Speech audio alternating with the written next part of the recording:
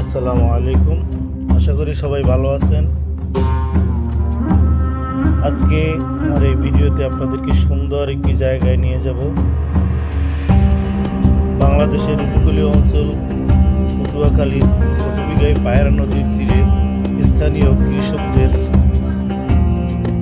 অক্লান্ত পরিশ্রমে গড়ে তোলা তরমুজ চাষ আলহামদুলিল্লাহ এখন তাদের তরমুজ গাছে তরমুজ দেখা দিয়েছে। আর কিছুদিনের জন্যই তরমুজ বাজারজাত করবে। আপনারা চাইলে ঘুরে আসতে পারেন পায়রা নদীর তীরে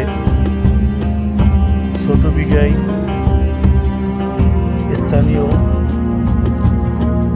লোকদের তরমুজ আবাদ প্রকল্প বা তরমুজের খামার।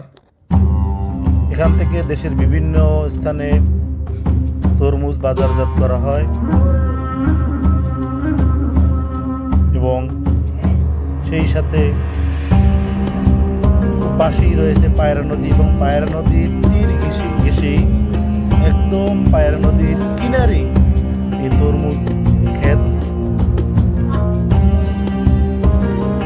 অনেক ক্লান্ত পরিশ্রম করে স্থানীয় কৃষকরা এখানে তরমুজ আবাদ করে। আপনারা সবাই ভিডিওটি ভালো লাগলে অবশ্যই শেয়ার করবেন। আমার এই ভিডিওটি কেমন হয়েছে এবং তরমুজকে কীভাবে দেখলেন অবশ্যই কমেন্টসের মাধ্যমে আমাকে জানাবেন। ধন্যবাদ সবাইকে। আল্লাহ হাফেজ।